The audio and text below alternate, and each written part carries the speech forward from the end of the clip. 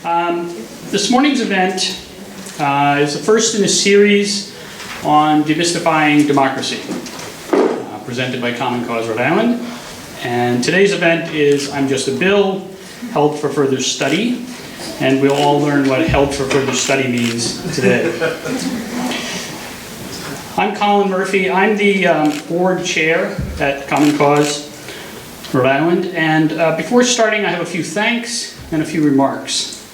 First, as a RISD alum and a member of the museum, it's wonderful to be here in this great space, and I want to thank RISD and the RISD Museum for their generous support of this community event. As many of you know, we originally planned this event downtown at Roger Williams University. I also want to thank them for making that available. I also want to thank the panel. They'll be introduced in a few minutes. We really appreciate each of them taking time out of their Saturday to share their knowledge and their insights into Rhode Island government with us.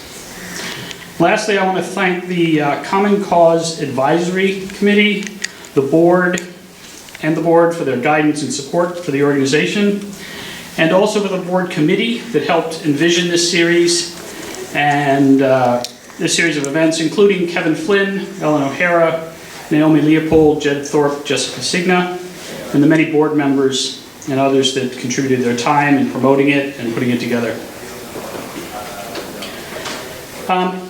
As a child, I remember reading The Lord of the Flies. And if you're familiar with that book, the book's premise is focused on a group of British boys stranded on an uninhabited island. They attempt to govern themselves with disastrous results. It all turns out horribly wrong when bratty, self-serving, power-hungry boys are in charge.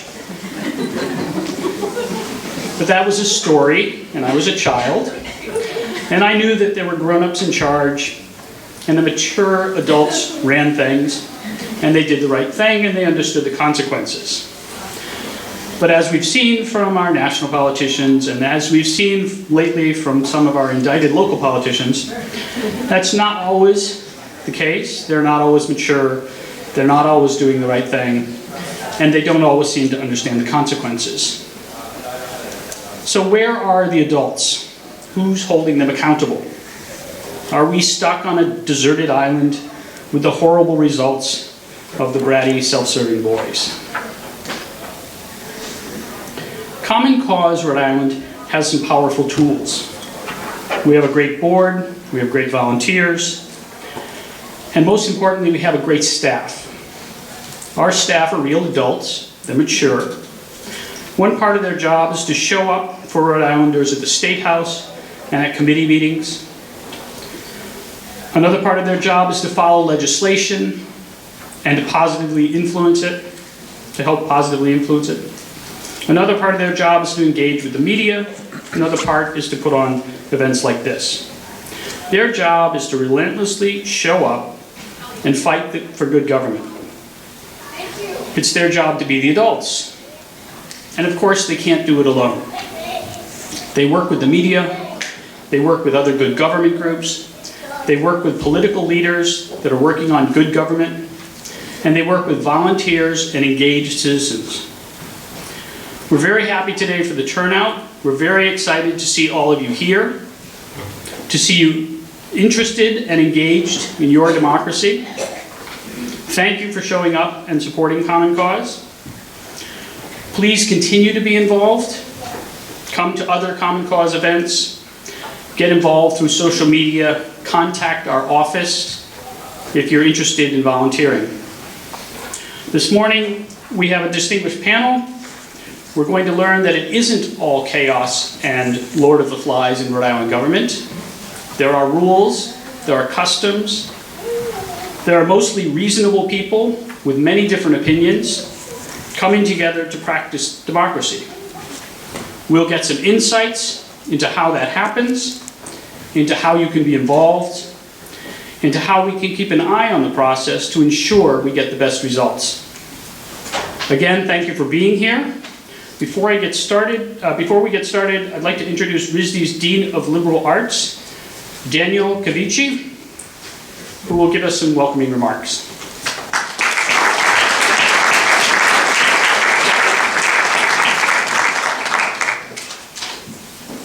Hi, everybody. Thank you for coming out on this snowy morning. Lately, as people have gathered publicly to protest, to support, to comment, and to listen, I've been thinking a lot about town meeting, something I've been going to for many, many years. Town meeting is this curious but long-standing New England tradition reflected in a central meeting house, a town common, in which people in a community come together to govern themselves through collective debate and deliberation. And in fact, it depends on participation. One of the interesting things about town meeting is that one's presence is itself a kind of vote, a commitment to shared responsibility. Of course, New England towns are now only a small part of many states in a bigger country, which is home to people with widely diverse experiences and histories, values and opinions, sometimes at critical odds with one another. But the basic principles of town meetings' open and participatory democracy, however messy and imperfect it can be, remain. People get things done when they commit to shared process and attend to their common purpose. Even more than that, as a friend of mine, historian Jim Cullen, said, in such a big country with such diverse beliefs and opinions, there's something really liberating about seeking and nurturing and preserving this kind of commons. So in that spirit, and on behalf of Rhode Island School of Design, I want to welcome you all to this first meeting of the Demystifying Democracy series. You've already started with your presence here by showing up, and I hope that you will stay engaged because that's fundamentally how it all works. John.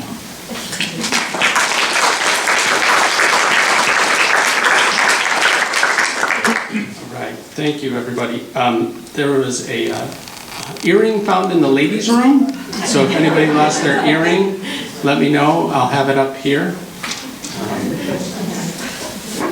No, thank you, Dean. Thank you, Colin. My name is John Marion. I'm from Common Cause. I have a bunch of welcomes and thank yous. I'm going to try to cut this down so we can get on to the show here. But we want to thank Roger Williams University because they actually were going to be the host of this originally, and we filled up their space, and then RISD very graciously opened this up to us. And so we thank RISD for allowing us to be here, particularly Pamela Kimmel, David Chandler, and Babette Alina, who cannot be here today, but really made this available at the last second for us.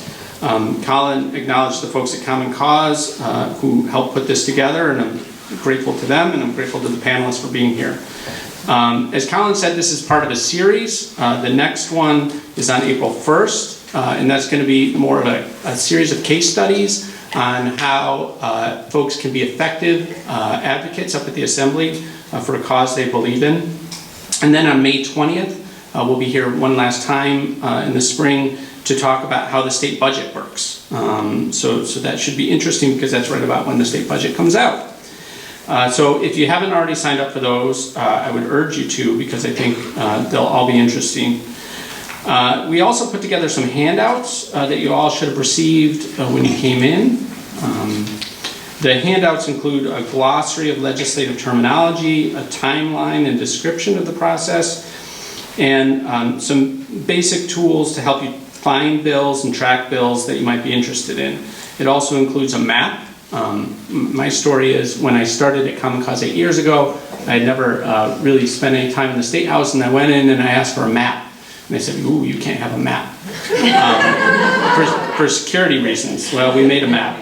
And the map has all the hearing rooms labeled. So if you want to go up there and testify in something, that's how you'll find your way around. We're also going to put these all online on our website in a toolkit. So you can, if you have friends or families or coworkers or colleagues who want this information, they can get it there. We're going to add to this toolkit as these sessions go on with some additional information so that they can really be a living document that people can use to be advocates. So we see this as an ongoing effort. We're starting this spring, but we're going to try to keep this going, maybe do another series in the fall and renew this next spring. If you have ideas for future topics, or if you'd like to get involved in the planning or execution of these things, just let us know. We'd be more than happy to have the input.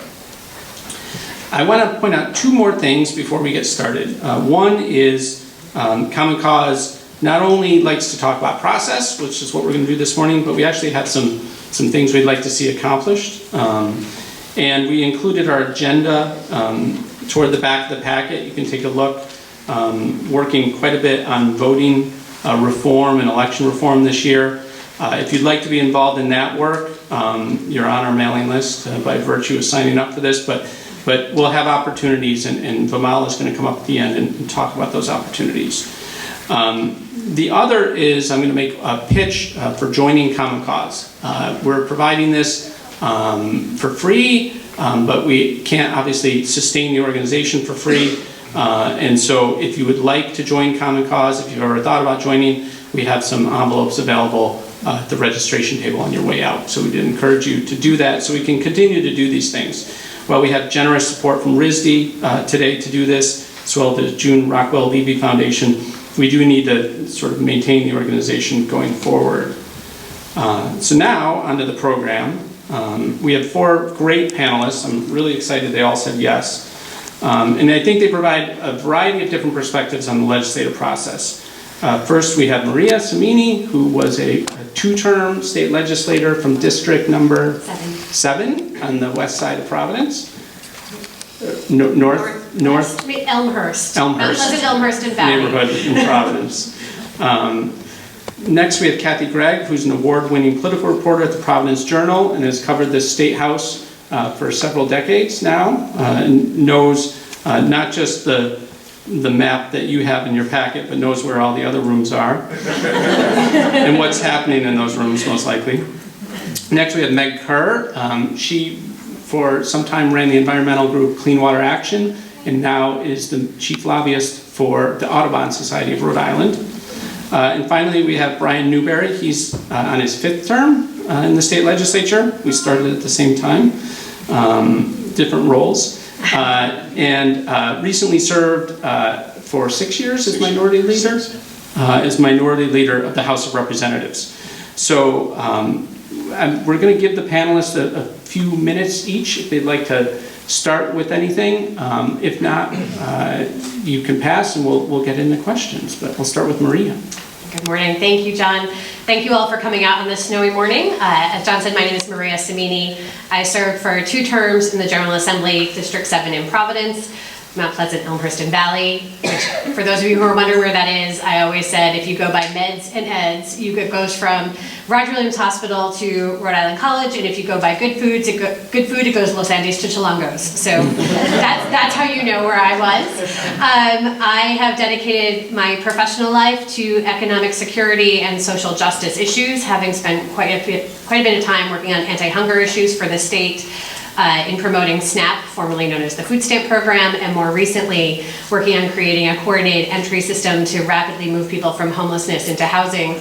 And those issues brought me to the General Assembly to be a voice for programs and for people that are often not represented in our government. Those passions, coupled with a deep belief in government and our communal responsibility to participate at whatever level we can at any time, had me running for office. And so I'm looking forward to talking to you a little bit about how it works up at the State House. I'm excited to hear your questions. I'll add, I'm a longtime Rhode Islander, a 3rd-generation Rhode Islander. My great-grandfather emigrated from Italy, was a stone carver, and actually worked on the steps of the Rhode Island State House. So my roots are deep.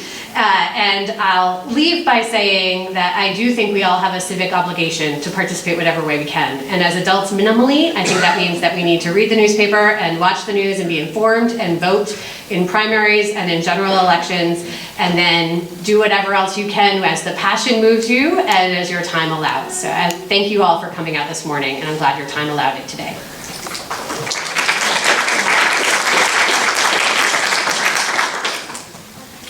Kathy Gregg. If I was here today as a reporter instead of a panelist, I would love to ask you all why you came out on a Saturday morning to learn about bills and how they work through the assembly. I think there's a story in every one of these seats here, and I would love to know what that is.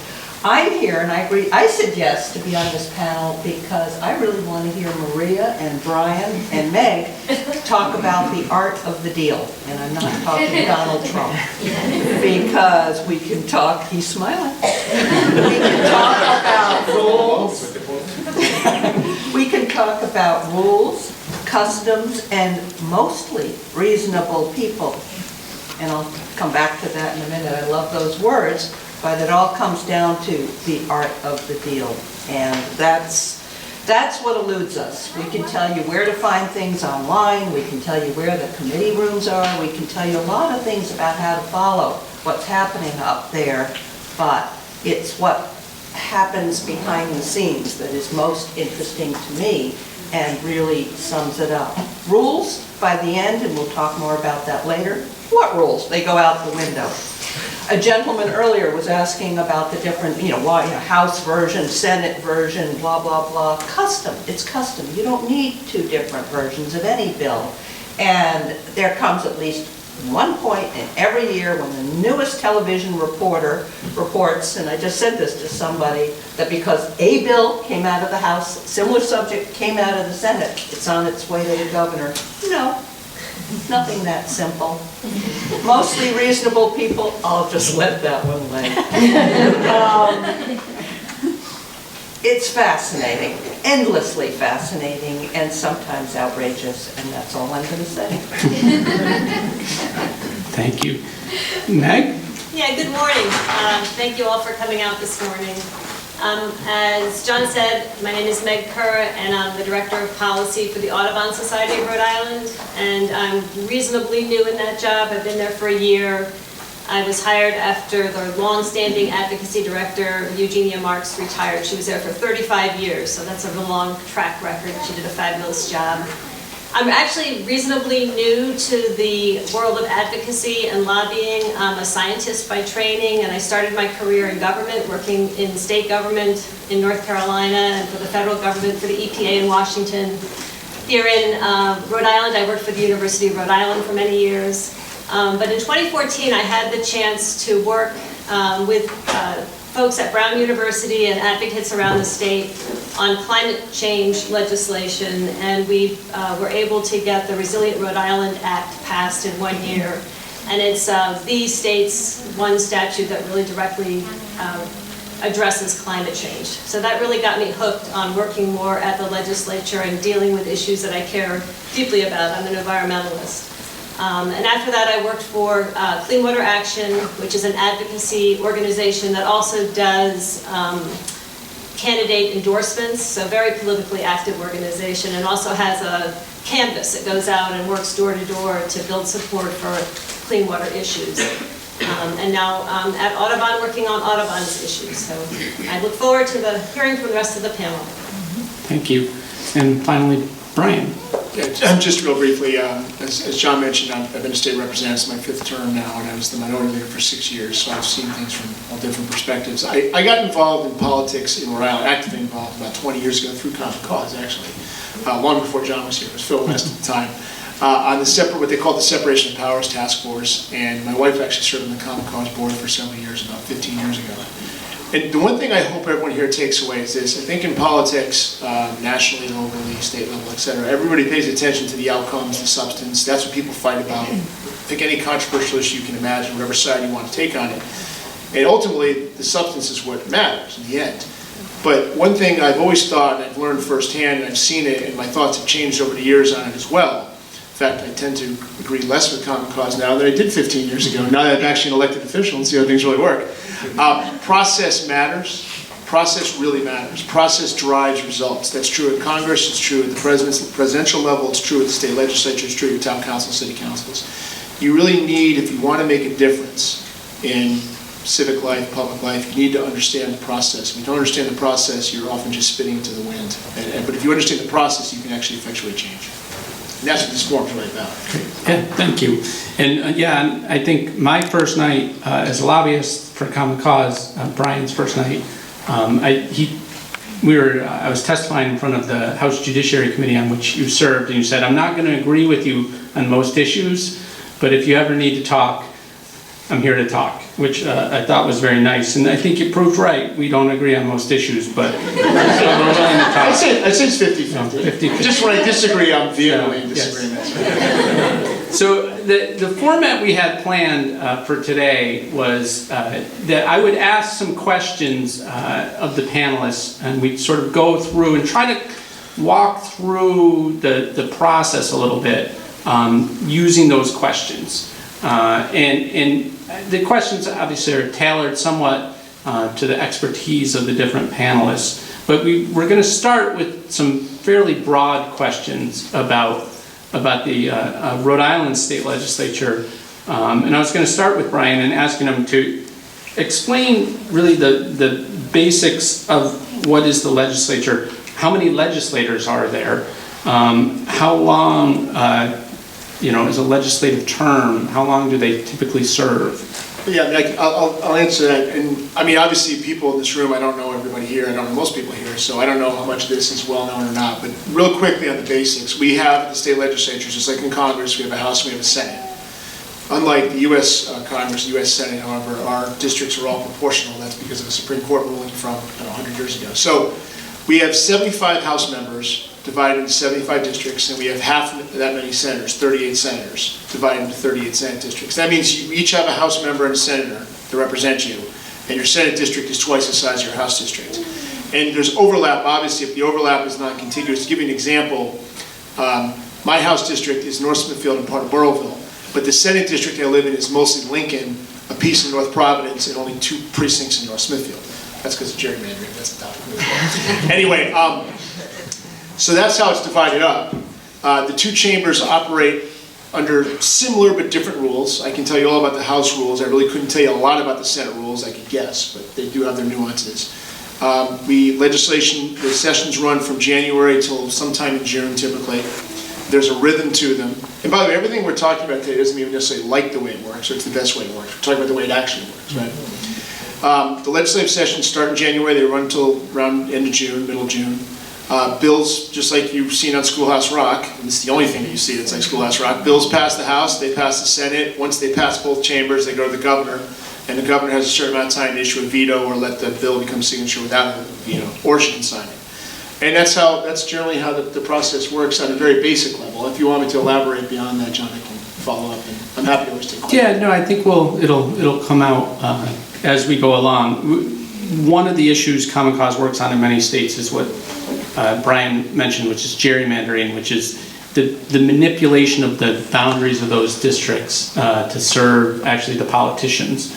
And one thing to note is, I'm not great at math, but 75 is not twice of 38.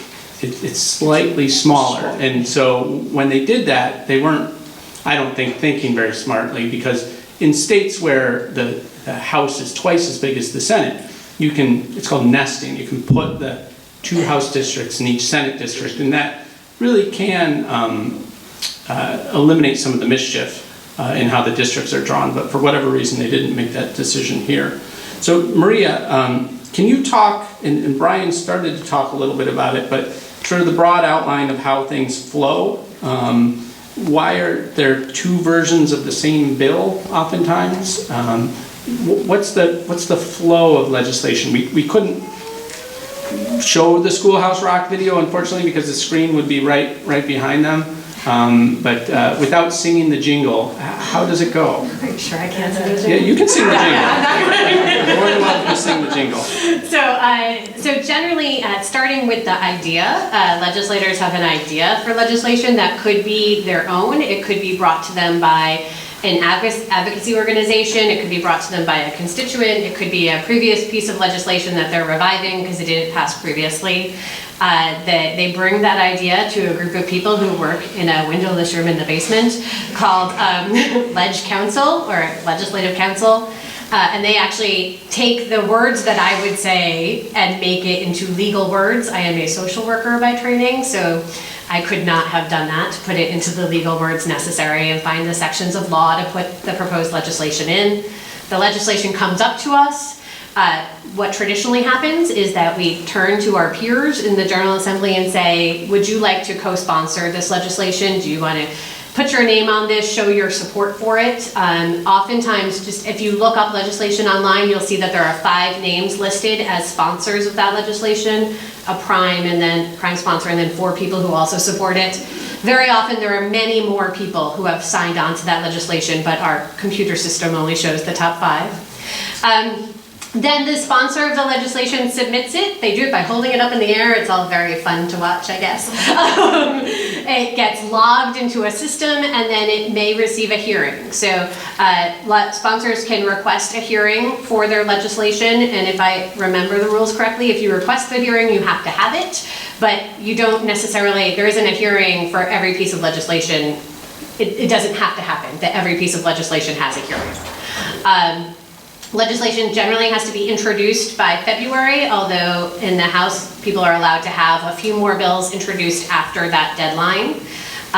The hearings happen by sometime in April, more or less. The hearings are rare. You hear that famous held for further study. The first vote taken in most committees is that hold all bills for further study, which I imagine we'll talk about a little bit more later. And the hearings are public, so that's the other thing to just know is when there is a piece of legislation that moves you personally, that you're passionate about, you are welcome to come, you're welcome to be present, you're welcome to submit written testimony, to speak for or against a bill. And then murkiness happens, quite frankly. After the hearing, there's a lot of other conversations. There are conversations between the sponsors and the leadership there are conversations between the sponsors and the legal teams. There are conversations between sponsors and advocates about making amendments to the initial proposed legislation or not, about whether or not it shall move forward for a vote in the committee. If there is a vote scheduled in a committee, chances are it's going to pass out of committee, and if it passes out of committee, it's on the floor, and if it's on the floor, chances are it's going to pass off the floor. And then it happens on the other side, and sometimes magic happens and laws get made. Thank you. All without singing. Sorry, next time. I saw, Brian, you raised your eyebrows when the term held for further study came up. Can you explain that a little bit more? Yeah, I mean, this is kind of, I'll keep the explanation somewhat short, but if you ask me what the #1 problem with our General Assembly is, it's that there's too much power concentrated in the hands of the Speaker and the Senate President. That's not a reflection on the current occupants of that office. It's the way the system is set up, and it's what really needs to fundamentally change in the state. And the way that power is contained in there is this. Every piece of legislation someone submits, if you want to get a hearing, you get a hearing. And you get a committee, you get what's called consideration under the rules. Consideration means the committee either passes the bill out to the floor with a yes. Theoretically, it could pass the bill to the floor with a no recommendation, but that doesn't actually happen. Or they can hold it for further study. Now that has some bad connotations because most legislation that gets introduced, even if it's good, even if it becomes law, should be initially held for further study because it often needs work. The committee process in Rhode Island, unfortunately, is sometimes a sham, and sometimes it does a lot of good. On stuff that's not controversial, it tends to do a lot of good, where people come in and I put a bill in years ago, and details of it, I put a bill in years ago that was actually a pretty good idea. A lobbyist group came, they showed up, and they said, well, we generally like it, but we would change this. And the change they advocated was reasonable, and the change eventually got made, and the bill was passed under a Democrat sponsor's name. That's the strength of the day. Anyway, so what happens, though, is held for further study under the rules is deemed consideration. Once it's held, the bill is dead unless the Speaker decides to bring it back to life. And that is how the Speaker controls the flow of legislation. So anybody can put a bill in, anybody can get a hearing, get 1,000 people to show up and testify, but once the bill is held initially, it'll never come back unless the Speaker decides he or she, if there's ever a Senate President, wants to pass it, it's not coming back. That needs to fundamentally change. Now there's other ways the Speaker can control power, but that's the one rule where it literally is up to one person, and that's the heart of a lot of our problems. So you dive right into the problems. We can talk more about that in a little bit. I thought we'd keep sort of rolling around through the process a little bit. And I want to ask Kathy, so the legislative session begins, I believe it's the first Tuesday in January, that's set in the state constitution. We know when it begins. When does it end, and why does it end when it ends? Such a deep question. It ends when they're done. It ends when the speaker has a trip scheduled to Europe. It ends at 6:12 a.m. in the morning when they've gone through every single bill that they can agree on. There is somewhat of a process, and part of it is in May. We have a twice-a-year revenue estimating conference. One's in November, one's in May. The November conference sets how much money does the governor have to spend in the budget she'll propose the third week in January. The May revenue estimating conference is how much money do we have to spend to get out of the current year and in the year that's going to start on July 1. So first they need, in order to get serious about budget negotiations, they need to have those numbers.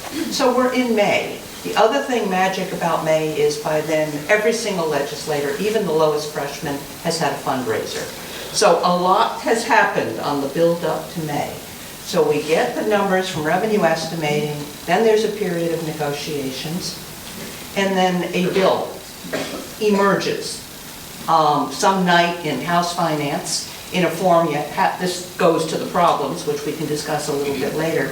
You've never seen some of the provisions of the budget before, and they're coming hot off a copy machine, and they're being handed out to lobbyists, and everyone's trying to figure out they did what. They blew up the education system, and it's happening live in front of you, House Finance Committee.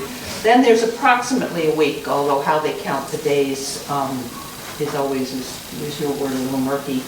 But a week later, it then comes to the House floor. For many years, the way it worked was once the budget was out of the House, 2 weeks later the session would end. And that used to be the flow, but it doesn't always work that way. Sometimes it's shorter if there are agreements on the major issues, but there's always something.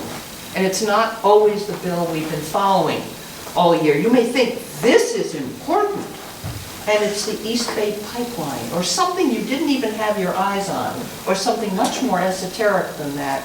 And everyone gets stuck and they can't reach agreement, which is kind of what happened last year, which is why we were all there at 6:12 in the morning. So it ends when it ends, and sometimes it doesn't end. They don't adjourn, they recess. Which means a couple of things. Number one, the Senate may come back and do confirmation of judges at a later point, or the year that then Speaker Murphy had plans to go to Europe. Everyone came back, was it late October? I wasn't there then. 2 days after. 2 days in October. One famous year I was there, I was getting married on July 15th. Oh, I forgot to say, usually they would end at some point in June. I was getting married on July 15th, and I had to decide to go to my wedding or stay there and cover the rest of the session, and I decided, to get married. But the point was they were still in negotiations at that point. They've taken one famous year, another famous year, a cooling off period, because they just were so mad at each other. And then they came back in August. So there is no set answer to your question. Okay, well, and that answers the question. But the fiscal year ends June 30th, and the new fiscal year begins July 1st. What happens if they don't pass a budget before the new fiscal year? The current budget stays in effect. It's not Washington DC where the government shuts down. Yeah, so our government never shuts down the way it does in DC, but essentially they spend at the same levels they spent the year before. So generally speaking, trying to be done before July 1st, if possible, might be a good description. It's a goal. Aspiration. It's always sooner in So- election year. Yes, Yes. yes. So in election year, And why is it sooner in an election year? Because the declaration period for candidates is in late June, and nobody, particularly people who are going to face primaries, do not want to be in session while people are running for office against them. That's the real. Yeah, so if you want to run for office, the period to gather your signatures is in late June, and you don't want to be No, legis- excuse me, no. It's the 3 Declaration. weeks to Sorry. declare candidacy is in late June, and then gathering of signatures is in July. July. It's like right around 4th of July, the day after 4th of July. I'm not sure if that's that legal date, but you Yeah. collect signatures then. So we have the broad outline of what the legislature looks like, when it meets, how things flow through it. Meg, as an advocate, you have to follow things through this process. How do you go about doing that? Yeah, so first to find the bills that you're interested in. And I think there's 2 ways, I'm sure there are more, but 2 that I would mention. I think for people who are busy with their normal jobs and have a family and do this just on the very part-time basis, my recommendation is find an organization that advocates for the things that you're most interested in and work with them, look for their list of bills that they're following, like the list in your packet today that Common Cause is following. I mean, they're the experts, so they're creating bills to move their agenda forward, and they're following bills that are popping up that relate to their agenda. And there's lots of organizations out in the state working on the whole broad range of issues that we all care about. If you want to do the research yourself, the website that's on this handout here that shows the screenshots of the legislative website. The legislature now has really nice online tools that allow you to search for bills around subjects that you're interested in. So on that first screenshot, there are categories, and I just looked at them. There's a lot of categories there. So there isn't one on environment, but there's ones on water issues and solid waste, whatever. So you go there and look and see what issues you're interested in. And if you search on your issue, it will search through all the bills that have been introduced and pop up bills that have been introduced around that topic. And some of them you may think are great, and some you might oppose, but it gives you a portfolio of bills that you might be interested in following. Once you have bills that you want to follow, there's another tool on that website at the bottom called Bill Tracker. And once you have the number of your bill, you can register on that system with your email, put in that bill number, and then the system will generate regular updates for you. So when the bill is introduced, you would get, it has to be introduced to be followed, but once it gets, you get an email saying what committee it got sent to, you'll get emails when the bill is being heard in committee and onward as it moves through the system. So those are really useful tools for tracking bills through the session. Great, thank you. So if you're doing that from a computer, but if you want to go up there, Kathy, and you're a member of the public, what can you observe? Like, where can you go? Where can you sit? The press has special seats. You can explain where those are. But where does a member of the public go if they want to watch? I'm going to answer that 2 ways. If you don't want to have to look for a parking space and wait for 5 hours for the one bill you care about, and you want to be closer to the refrigerator, you can watch it on TV. And you can watch it on Capitol TV, and that's not a bad way to watch, because you can, at least on floor sessions, you can, which is not what you asked, I'm going to get to that. You can watch the votes, you can call them up while they're happening, you can analyze them, you can see amendments as they're being popped up. So I think there's a lot to be said for the TV viewing. If you're there and you're the public, they're in the House. There's a gallery on top. You're not allowed on the floor, but there is a gallery. You can watch it from there. In the Senate, there's some seats along the edge, but there's also a gallery there. And in the hearing rooms, there's some chairs for the public. Never enough on the big issues, by the way, so they have spillover areas. It may be in the bell room where they'll have chairs set up there, or in the hallways, and they'll put TVs there so you can watch from there.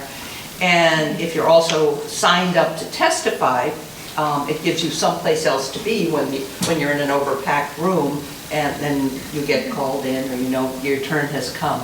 So that would be how I would assume the public would watch it. The press does have a little bit of a different arrangement. In the House, we have a table in the front of the room, which is kind of weird. You have 75 people in back of you, and you're sitting there right in front of the speaker.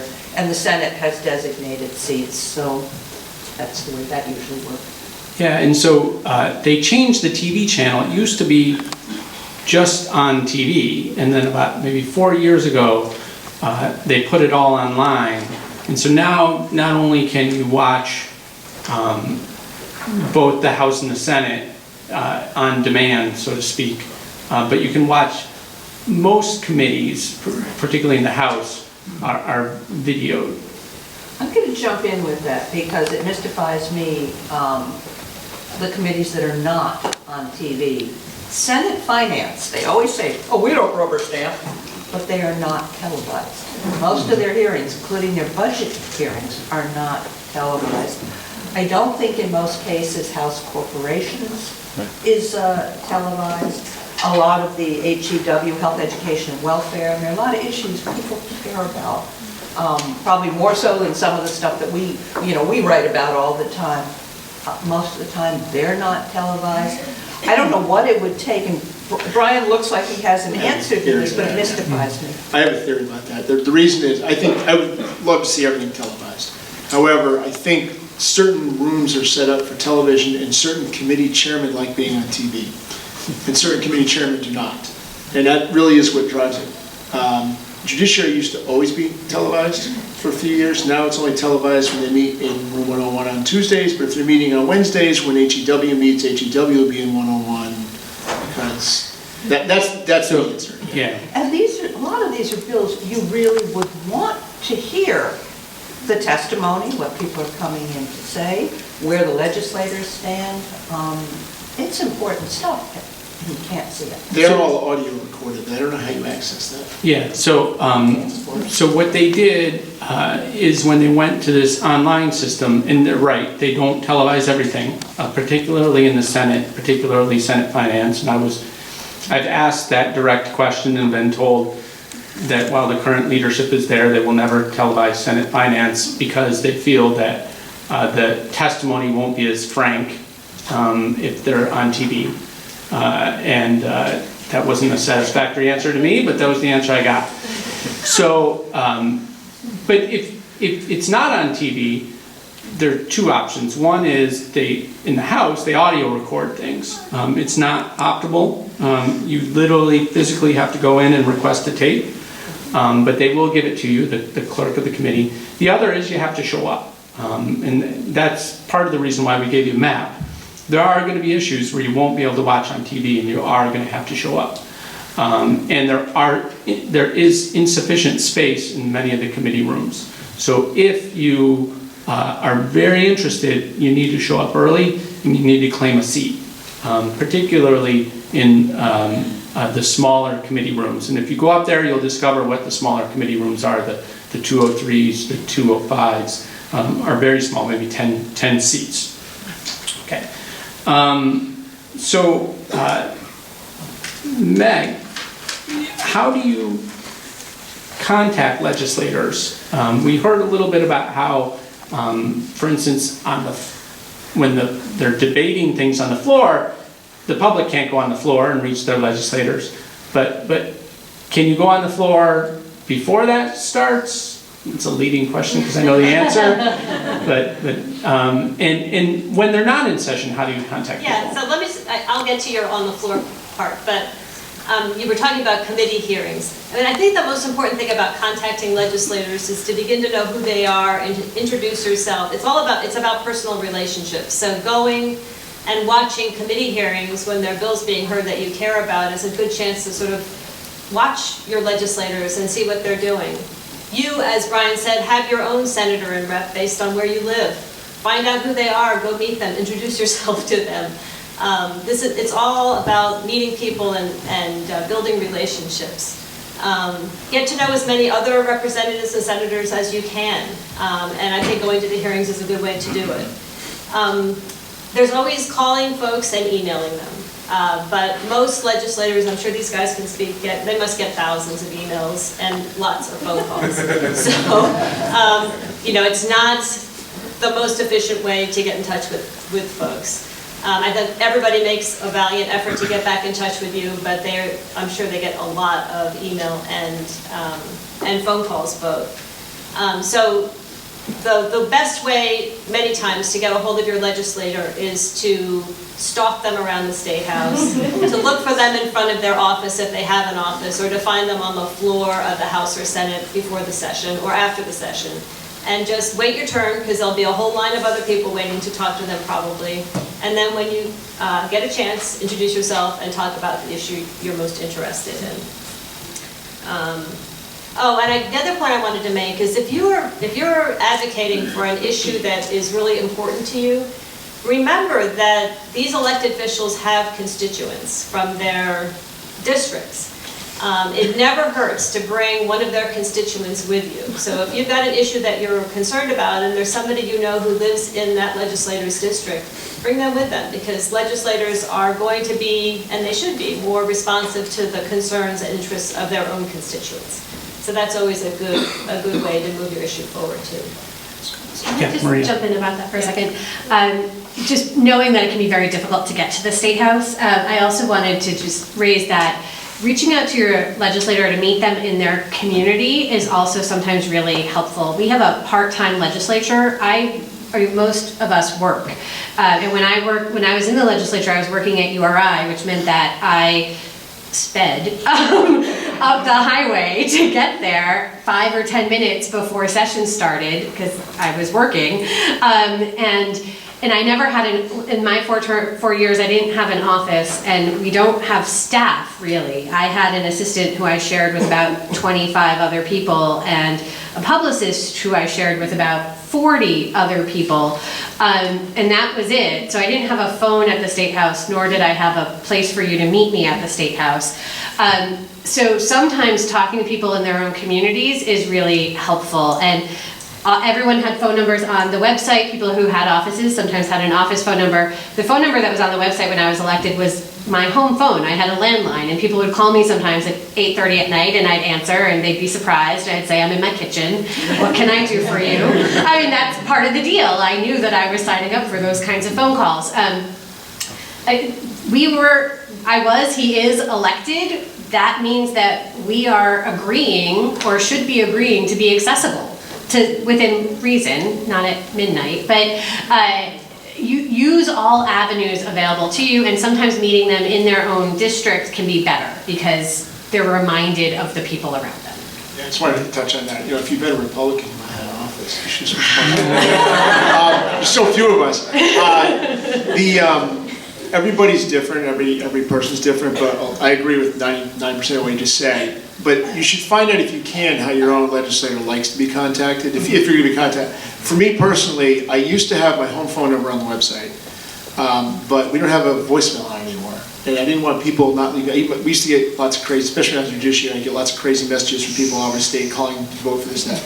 So I'm happy to talk to people on the phone, but I actually have the office number on my website, and what I will do is I will get a message from my staff and I'll call the person back. But I much prefer to get contacted by email. That's just me, because I do read the emails. I think most legislators do these days. I think 10 years ago, the old legislators did not. But the reason is I can respond to email at 8 o'clock on Sunday morning. I can send an email at 10:30 at night back. And if you want to talk to me, I'll send you my cell number and you can talk to me. That's just me. Find out what the best way to reach your legislator is. That's how you want to get in touch with them. And the best thing you can do if you have the time, and it is difficult for people to show up at the State House in the afternoons, park at the mall. That's the best place to park. And if you get there around 3:30, 3:45 on a session day, you can almost always find a legislator hanging around somewhere. Unless they're late, and there's been times that work keeps you late. But for the most part, you can find people before session. It makes it, you can go onto the floor. Until the session starts, people are allowed to mingle. Go find the people. If you're looking for, like, the Republicans, we have our office downstairs, come downstairs and ask, where are they? They're probably around. If you're looking for one of the Democrats, go upstairs, find another legislator. Hey, have you seen so-and-so? We all know each other, so we might say, yeah, they're over there. You can do it. It's time-consuming, but that's the best place to meet them if you can get there. And as far as your district, depends on the nature of your district. Right. Yeah. So when you're on that floor, how many people have ever gone on the floor of the House or the Senate? So maybe a third of the people, maybe a little less. I have my glasses off so I can read. Can't really tell.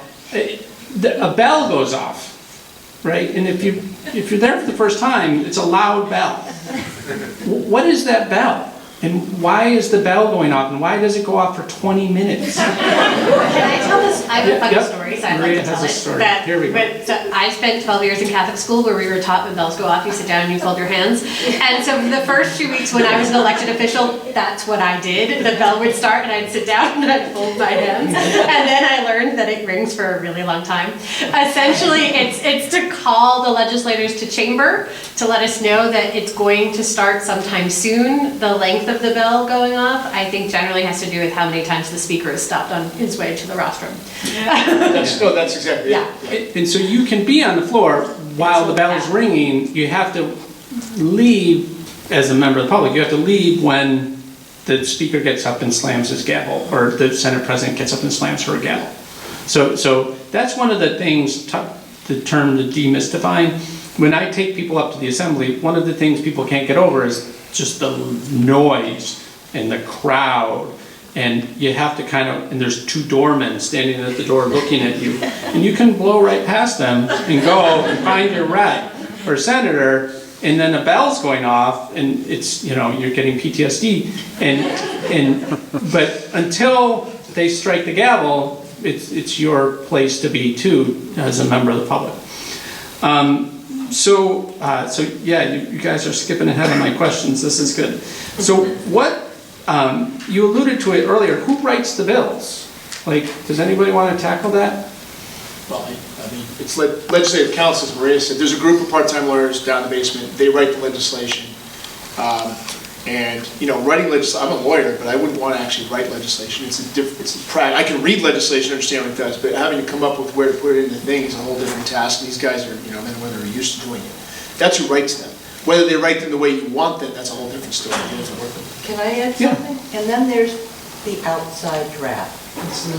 And that means that some interest group has a lawyer that drafts a bill, and then somebody walks in with it, and there used to be a rule, and I don't know that it still exists, which is if I walk up to a legislator and say, who handed you that bill, on whose behalf did you introduce that? The legislator had to tell me as a member of the media. I don't know that that rule still exists. I have a feeling after a particular bill, a particular year, it doesn't anymore, but you don't always know who really did the drafting to make sure their corporate or whatever interests were in their eyes properly protected, and it's not as a rule disclosed, although if you're a reporter, you ask.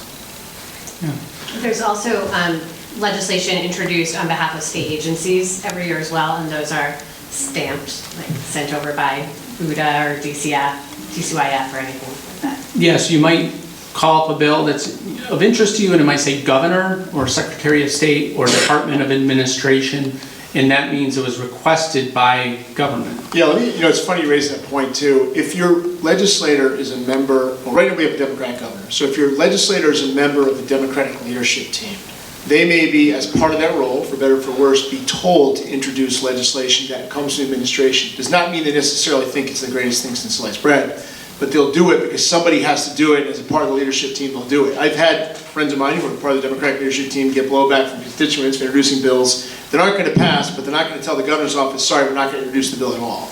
And I remember when Governor Carcieri was in office, his administration would send a bunch of bills to our office. We'd look at them and think they were terrible and refuse to introduce them, which caused problems because they had to get Democrats to introduce them, the same thing. So be careful before you criticize something that looks like, it'll usually be marked on the bill, requested by the Attorney General, requested by Lieutenant Governor, whatever. Don't yell too much at the legislator for putting a bill in like that. If it gets passed and they vote on it, that's different. But just think twice before you get mad at someone for that. Similarly, it happens from the cities and towns that folks represent.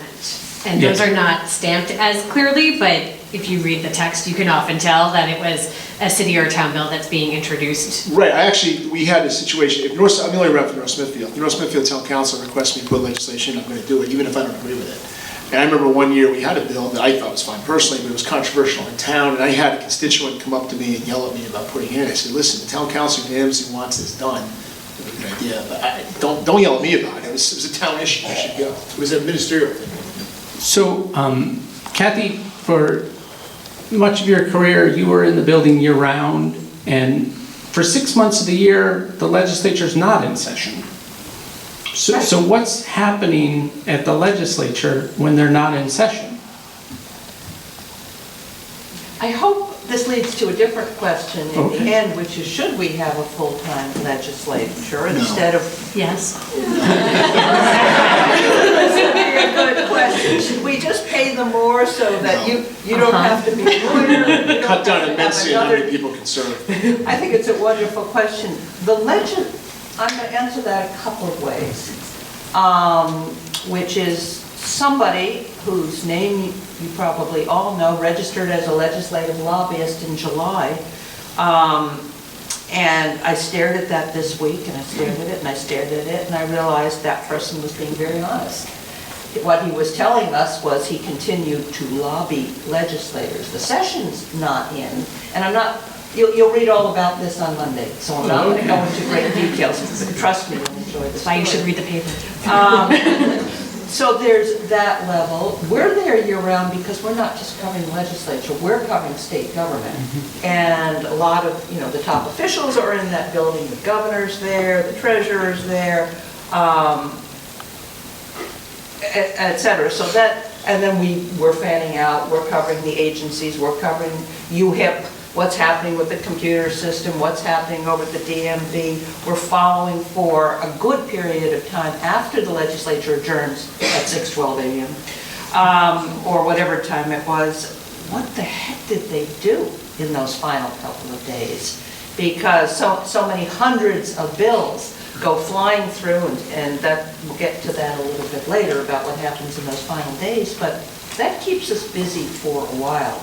We're really trying to figure it out, and some hugely both important, controversial things have happened at 2, 3, 4 in the morning, so that's part of what we do.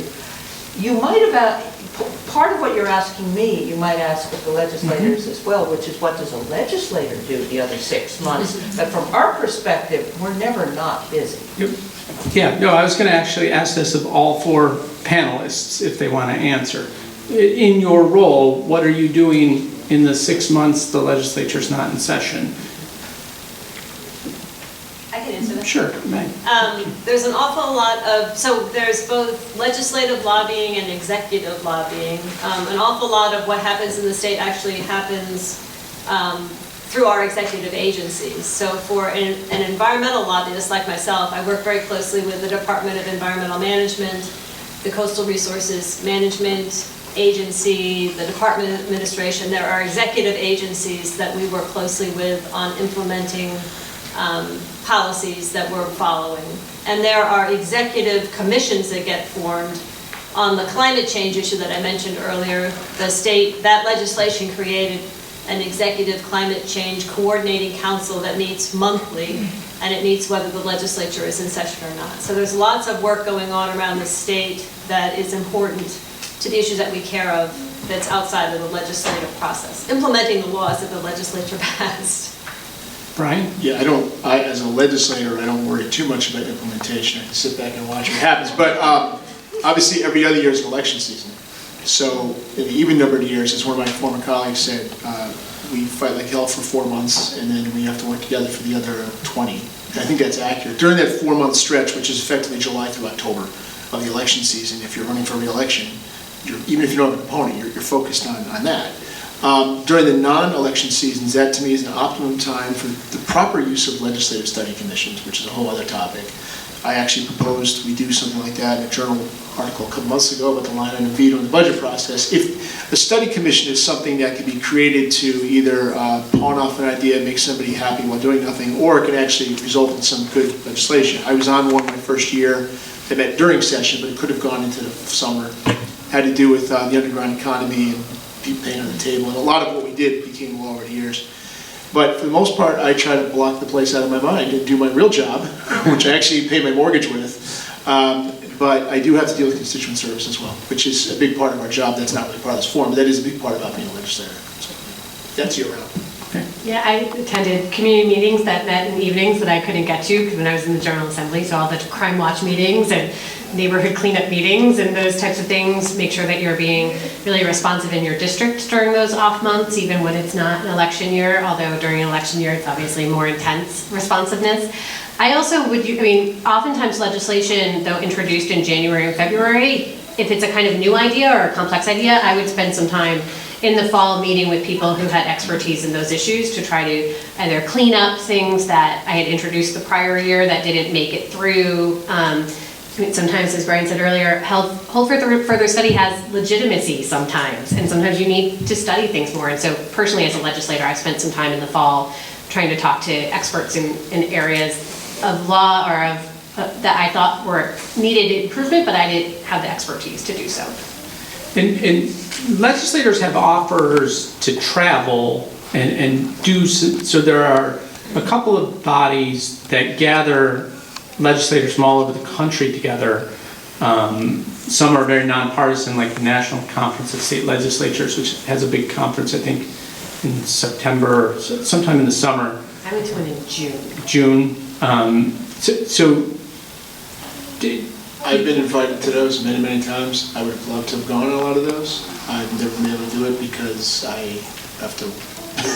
my real job is extremely time consuming. Yeah, but there are good opportunities to learn things. The only time I ever attended something like that was when it was actually hosted here in Providence.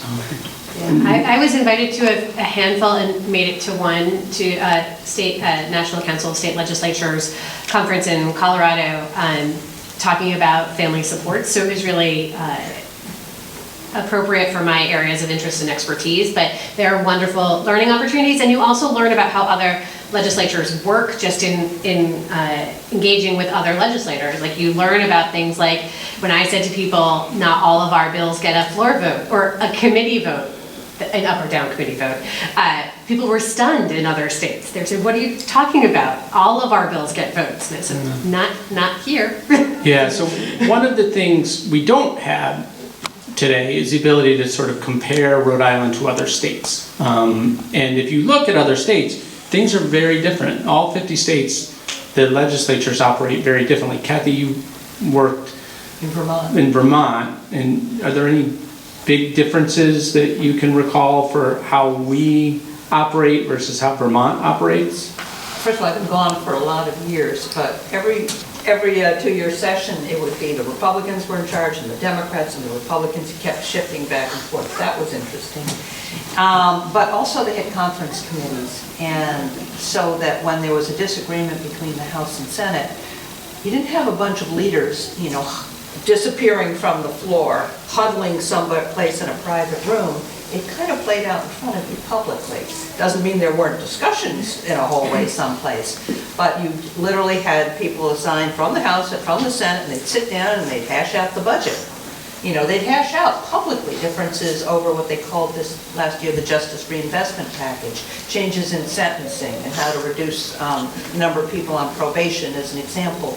Everything wasn't happening behind closed doors, and that was probably the biggest difference that I remember. There were other things too, but also, in Vermont, and I don't think this was necessarily better, every bill would get voted on twice, and it would be voted on one day, and then this was like everybody had a chance to think twice, and they would come back, and they would do it.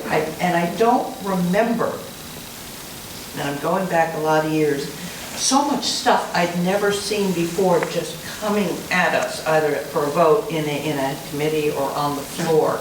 That's very Rhode Island. Okay. So, yeah, from my perspective, we have a lot of legislation per year, oftentimes more than other states. And unlike other states, our legislation is all alive until the last moments of the legislature. In many states, halfway through, if it doesn't come out of the House or doesn't come out of the Senate, it's dead for the year, and it can't be resurrected unless there's extraordinary circumstances. But here, everything's in play, which I think would probably lead me to bring up the end of the session, which we've alluded to a little bit here. Folks have talked about the rules are out the window, the rules are suspended. Brian, you look like you're itching to talk a little I bit just about want the to end of the address one thing session. on that, because as minority leader for 6 years, I had some say in rule suspensions, and there's pros and cons to that, but there is a misperception that all the rules are out the window. That's not really true. There's a couple of rules that are changed. Maybe they shouldn't be, but there's 2 very limited rules that are changed, but it still leaves things alive and in play. What I always put a condition on was, I didn't want anything new coming in that we hadn't seen before. That doesn't mean that stuff didn't get voted in a rush, but I couldn't control that anyway. But the way we do things, it's ridiculous. There's no question about it. I think we should have a cutoff. I think that's a good idea, actually, have some kind of cutoff where things don't come out, they're dead. Because one of the biggest problems with our rules is how bills can be changed. You can put a bill in that talks, I think, a bill that does this, and it can be modified to say something very, very different. The 195 Commission, remember that one? If you want, you may want to elaborate on that. You did it better than I did. That was a prime example. The bill was put in, and it was substantially revised at the last minute. So you really didn't have public input on it. That's what happens at the end of the session. That's when the big changes get made, and people don't have time to really weigh in on it. If I could add to that, but first I wanted to comment on the timeline, because I don't think this was said earlier, but one of the rules that's changed is about the suspension of the timeline between posting and hearings, and generally, someone correct, 72 hours? It's 48 hours? between posting and then committee hearing, and then 48 hours. And then 48 hours. That's the rule that gets... Yes, and so for those of you who might sign up for a bill tracker, you might be irritated that you learned that a bill's being heard 48 hours later, but that's the law, is 48 hours is where it has to be, but that's one of the things that is suspended, so that we sometimes hear bills and 5 or 10 minutes later are voting on them on the floor. The other thing that I wanted to share, and this may have changed since I've left, but on the floor, when there is an amendment presented, the journalists would have it before we did, actually, because the journalists would have a hard copy. I'd be hitting refresh on my computer screen and would not see an amendment before, like I would see it at the time that I was expected to vote on it. And I feel like I heard that that was changed. I don't know if that's been changed, but you gotta remember something though. If it's a hostile amendment, then the sponsor of that amendment can broadcast the news well in Certainly. advance, so that's on Certainly. them. And if it's a leadership amendment that's changing it, that's a different, But then they don't wanna broadcast the at news one well point, I remember standing and saying, this amendment is not on my screen yet. And people were voting, like I was trying to get the attention to stop voting because I hadn't seen it. Now, I know, as a Democrat, I was just expected to vote yes, and I'll just throw it out there. If there's an amendment on the floor from leadership, it's expected to pass, and that means that you're expected to vote yes on it. And so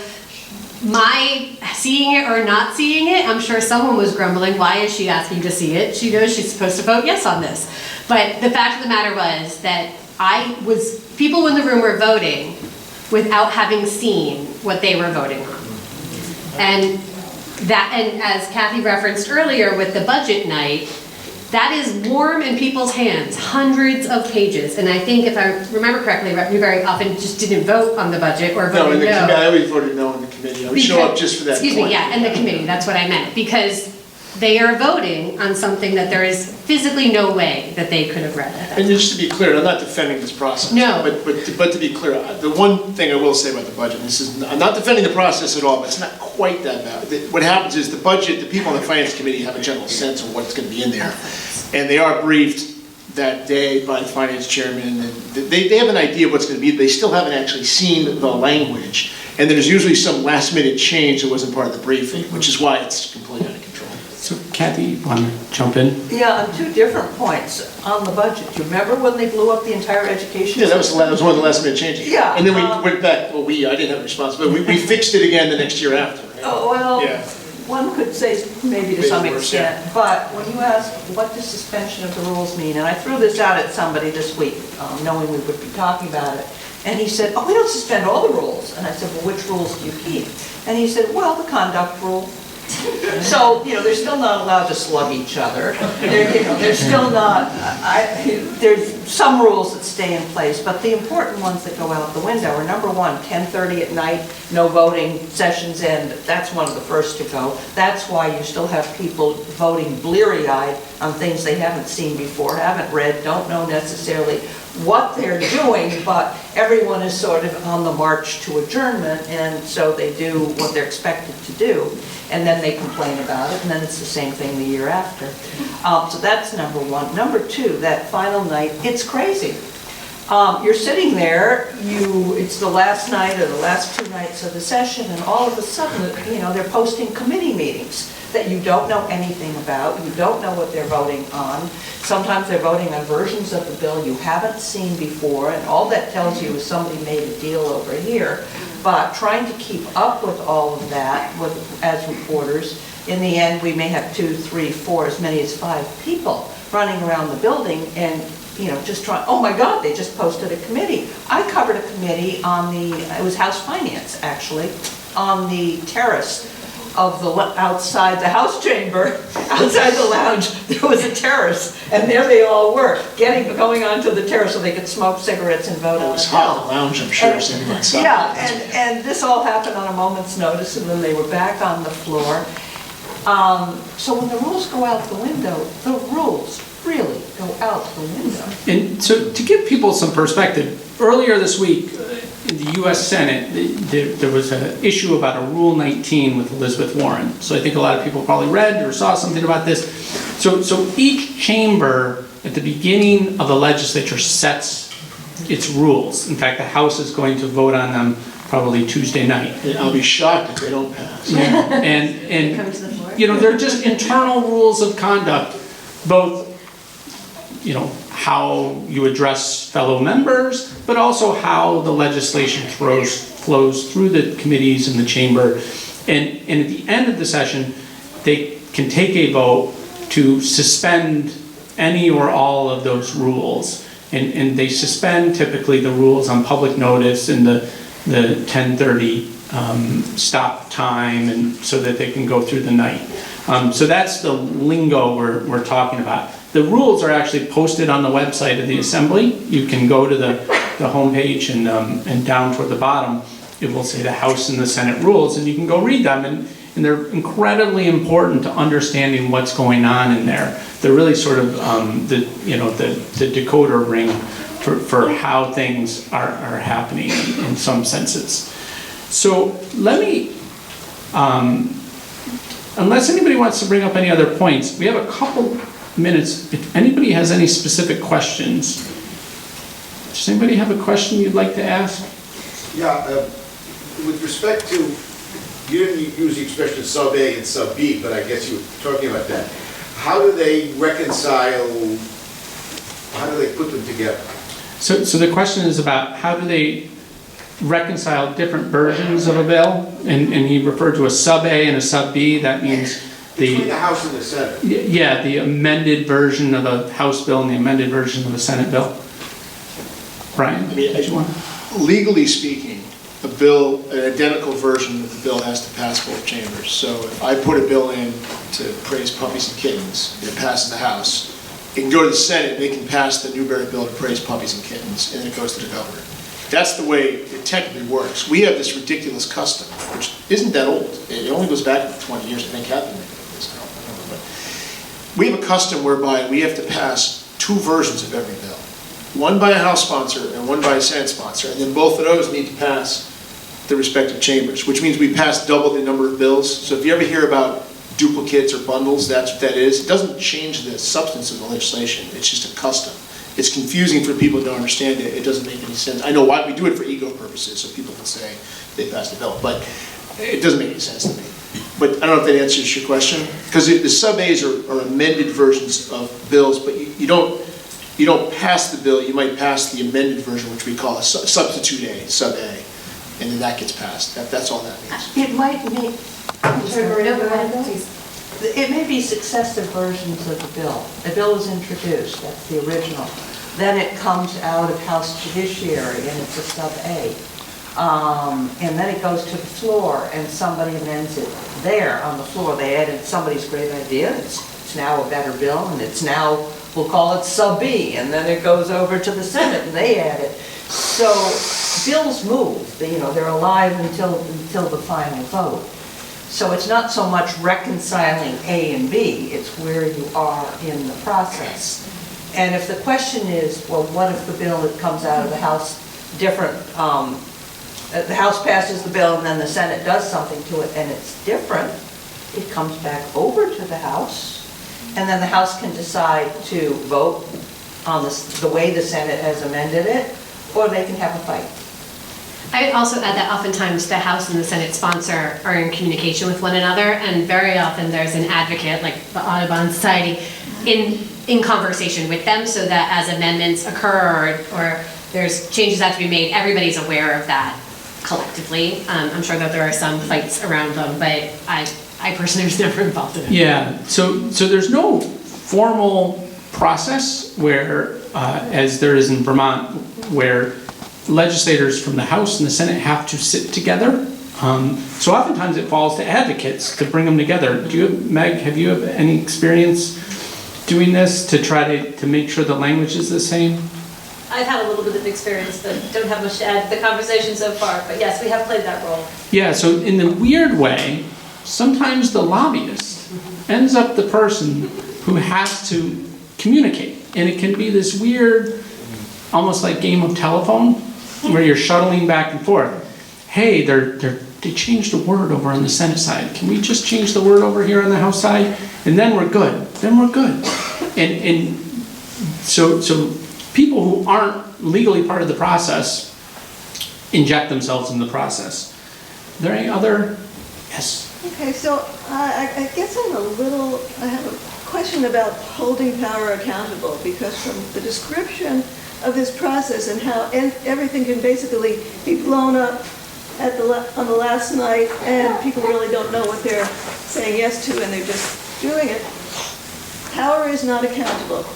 So who's taking care of changing that process? How does that process get changed that can't happen on the last night? Elect more Republicans. No, I'm serious. Honest to God, I think Maria will agree with And this. I will agree with that. Yeah. Though I agree with almost none of Brian's political stances around process. He and I actually often do agree that if we had a greater balance, there would be less shenanigans. We were talking about this earlier. Here's the thing. Whatever your political views are, whatever you call it, whatever party affiliation, we live in a state dominated by one political party. And when you're dominated by one political party, it means the power travels up. The reality is, if you're a Democrat, Maria's a good example, if you're a Democrat who's not in step with the Democratic leadership, there's not a whole lot you can do about that because you're ineffectual. They don't need your vote. We have 75 members of the House. Let's say you're all Democrats in this room. You probably all are on the east side of Providence. Let's say you're all Democrats in this room. If there were 43 Democrats and 30 whatever Republicans, the Democrats would still control the chamber. But guess what? They wouldn't have the 2/3 needed for the vote for the budget. And if you had dissident Democrats, people who didn't like this speaker or had issues speaking, they could threaten to peel off vote with us. All of a sudden, you'd have a lot more communication between the two leadership from both sides. You'd have a lot more open process. I can guarantee that. That's the true answer. And that Depends what kind of Democrats you're electing. no, but this isn't about that, dude. But I'll tell you what. You're talking liberals, conservatives. It's not about that. It's about being when you're a member of a political party. It's a team game. Legislatures are team games. We don't have a lot of Republicans, but I prefer when we vote as a bloc too. That's just the reality. It's the only way we have any influence. If we don't vote as a bloc, we have no influence. But the problem is when one bloc so outstrips the other bloc, then the power, it goes right to the top. And that's the problem. It is. And we live in a state where, frankly, Republicans simply can't win in about half the state. So if you live in the other half of the state, you should elect Republicans. That's it. Meg? Yeah, I just wanted to make a point that I think is important to keep in mind. This is about the legislative process, and it's important to understand it. But accountability often happens outside of the legislative process. So there are report cards that get done, there's advocacy that gets done, there's elections that happen, and that you should get involved with and highlight how your elected officials have or have not supported issues you care about. And I also wanted to point out that, Brian said that he doesn't follow implementation of laws, and of course he doesn't, but implementation of laws is really, really important. And we pass an awful lot of laws that never get implemented and that just go on the books and nobody ever pays attention to. So I think that's really, the legislative part of it is really important. You can work tirelessly to get a bill passed, but if you then pack your bags and go home, your issue is not going to move forward. You have got to stay involved and make sure that the implementation happens. And maybe your advocacy and your attention shifts to whoever is responsible for implementing that law. But I mean, that, in my world, that's like 1/10 of the work. 90% is making sure that things get implemented and that you hold people accountable. That's really important. If I could add to that, I mean, holding your legislators accountable is incredibly important. Be in touch with them, let them know when you are unhappy and when you're happy with things that they've done. You know, we have the social media world right now, tweeting about things that are said or done that you don't like is a good way to make people aware of it. And I want to make a comment about report cards though, because I have an odd view of them. Common Cause does a great one, and not to diminish report cards, but we've talked about how very few bills get voted on and how bills that are coming to the floor are expected to pass, and that if you are a good Democratic soldier with a Democratic majority, I'm using that party, then you're going to vote for that bill. And so I often marvel at how report cards show any distinguishing factors in votes at all, because the way that our system operates, it doesn't have to, but the way it does operate doesn't allow for a lot of nuance of opinion. So I would track your legislator closely. You know, there's more to that too. I will tell you this, if there's a bill that comes to the floor that I don't have a strong feeling on either way, maybe I don't think it's the greatest idea, but I also know that if I vote against every single thing on every single principle, I'm going to tick people off in the room and I have to work with them on the subjects. I might vote for something and not create a fight with it.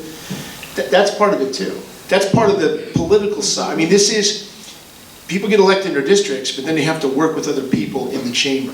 And everybody's human, everybody's got egos and everything else. If I see something, if I have a strong feeling against something, I'm going to vote no.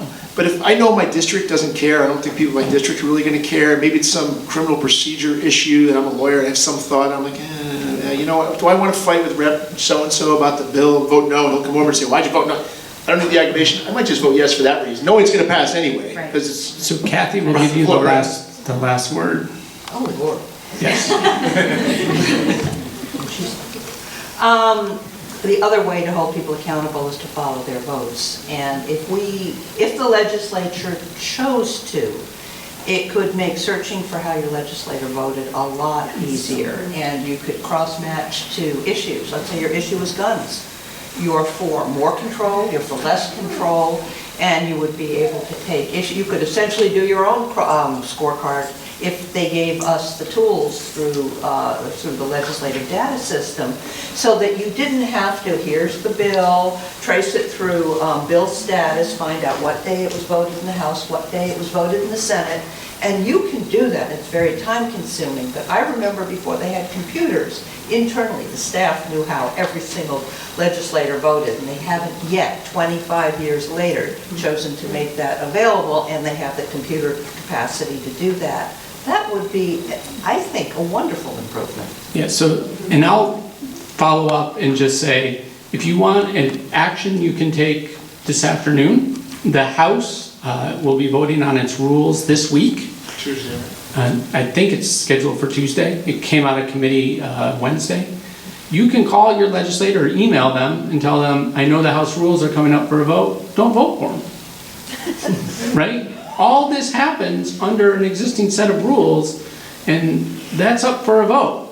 They have the choice whether to vote for those rules or not, and you can ask them not to vote for them. Or just take a walk, another rule. If you're on the floor, you have to vote. Sometimes when people are there for a vote and then miss a vote and then are there for a vote, they just took a walk. Yeah. So They need to stretch their legs. there are ways to affect the overall process, which is to ask your legislator to affect the overall process. They're the ones who have a say in how the process occurs, particularly at the beginning of the year. Senate hasn't even introduced the rules for the year. So you can call your senator and say, when the new rules come out, I want them to make the process more transparent. So that's one early, good, quick action you can take. I'm gonna thank the panelists, and then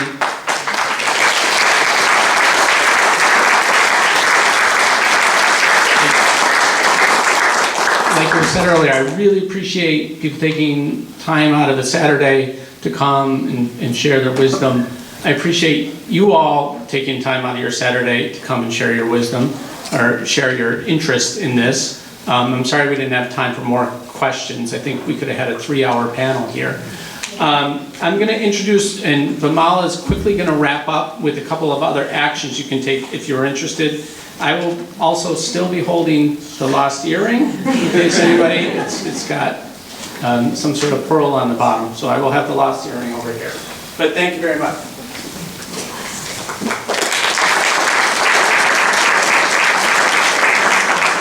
So good afternoon. I'm here to build the hype for your call to action in the next few months during this session. But my name's Vimala. I am the Assistant Director at Common Cause Rhode Island. I hope you all had a great experience today and sign up for many more of these series events that we are having as part of our Demystifying Democracy series. So wow. That was a lot of information that we just learned, and what a great set of panelists, honestly. As much as you do think you know, you really don't, and you know, you learn so many new things about Rhode Island all the time, and so it's amazing, so what do we do now? When we think about the serious issues that do confront us as people, as a state, as a country, we think about the issues we're all passionate about. So it could be education, it could be health equity, immigration, voting and elections, the environment, racial equity, or a balanced budget. There are a lot of things that we do care about, and that's why you're here on a Saturday morning. And the only way that we're going to change anything is if we get involved in our democracy. Our democracy only works when people are engaged and empowered to believe that ordinary people like us can do extraordinary things. So today is just the first step. Now that you know this information, now that you have some of the tools that you need to navigate the process, you need to take action. And we've got a lot of opportunities for you to take action. If you look at your packet, you'll find our legislative agenda on the second to last page, which John did mention. But you'll also find different ways that you can learn more about the process and how you can go to the State House and fight for your cause. So we have 2 ways for you to get involved this legislative session. The first is something we do called the Rotunda Roundups. So the Rotunda Roundups are a behind-the-scenes look at the State House. So we gather Rhode Islanders who are engaged, and we gather advocacy groups to the State House for a first-hand look at how the process works. So you get to see it, you get to feel it, and you get to be in it. So we have some upcoming dates listed. One of the first is coming up this Wednesday, and we did put this out just for this group as well, to sign up if you are interested and have the time this Wednesday. And you can sign up today with me. We're limiting it to about 10 people and 10 folks per group. And so when you do decide on a date, please let me know as soon as you can. The second way you can get involved are lobby days. So we're organizing 2 different lobby days this session. Lobby days are when we work and organize all of our supporters and our allies up to the State House so we can lobby for our legislative agenda. And so please show us support by being there and bringing friends and bringing lots of friends so that we can really make some noise up at the State House. So we'll have a great program. We'll have 2 great programs for lobby days, and we'll also train you on how to lobby your legislators. So it's going to be a really good time because I believe that democracy is really fun when everyone's involved, when we're all out there and advocating for the things we believe in. So please reach out to me if you're interested in any of these events. We look forward to strengthening our democracy with you. And just to remember that our democracy only works when you're involved. And so let's make democracy work in Rhode Island, and let's go to the State House and really lobby for the things we believe in and really get engaged in the process here. So thank you for all being here. I want to thank the panelists one last time. And have a good Saturday.